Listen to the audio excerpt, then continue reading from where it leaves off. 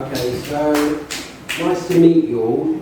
So in 1982, I must have been about 5 years of age. And I went on holiday with my parents to a caravan site. Unfortunately, that was the worst day of my whole entire life. That destroyed my life because I fell over and hit my head. And for 5 years of my life, I was a severely epileptic child who lived a life of death, sadness and sorrow. I was severely epileptic and I used to go to school, but I was sent home every single day. I'd lived at home while all the kids were at school, having fun, playing games. And I went to Great Ormond Street, and the Epileptic Society said to me, Anthony needs to learn breathing techniques. This will help, this will reduce his epilepsy. And so I learned all these breathing techniques. And as time went on, I met an old man called Harry White. Harry White was from the Salvation Army. He lived round the corner and he was a bandsman. He played the trombone, he entered competitions, and he said, Anthony, I would like you to learn the trumpet. So I learned the trumpet of Harry White. But Harry White was a military man where pain does not exist. It didn't matter if I would have collapsed on the floor. Harry would say, get off the floor and play your music. I want no excuses. So Harry was like an unofficial grandfather to me. He brought me up. As time went on, I was very strong as a child and conditioned not to love, not to believe in God, not to have any passion for anybody. I was conditioned through the illness that I had. Eventually, I was at my grandmother's house, and this is the I swear, I can't swear, but I mean, I can promise you this is the truth. I had 6 seizures within half an hour, and they had to call the ambulance.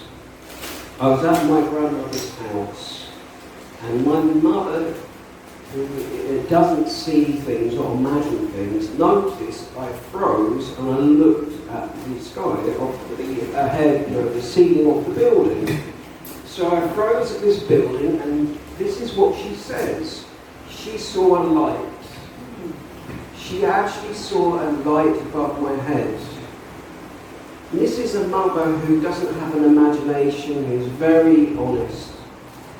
And I paused, and a miracle happened on that day. I never had a seizure since the age of 9.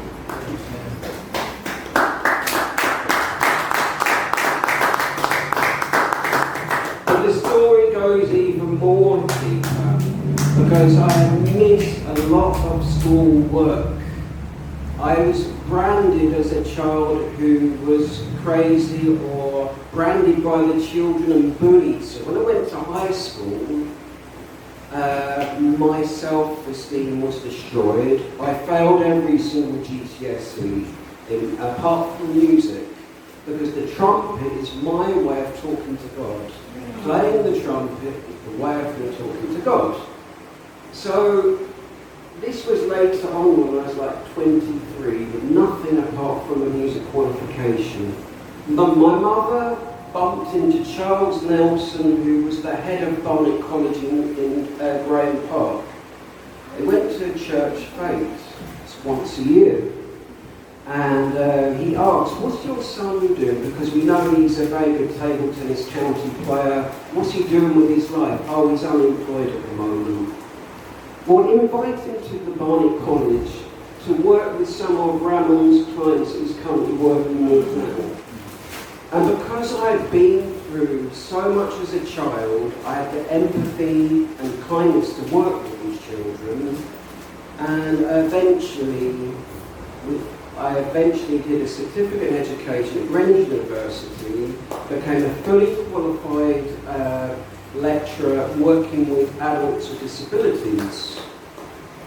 But then, I don't know, the devil or something happened. I was made redundant after 10 years of having a fantastic life with these wonderful adults with disabilities. And unfortunately, for the past 4 years of my life, I'm prisoned within my house, scared to walk along the street, trembling when I walk and if somebody walks towards me, a child, as if I'm going to be attacked by anybody, scared that someone's going to look at me or judge me by the way that I work. But guess what? Since I've been visiting different churches, something has clicked. I may not have the complete candle burning of believing in God, but there is something that's happening, because I wouldn't be standing here now with, and I'm not just saying he's an amazing man. Thank you for listening to me. Thank you.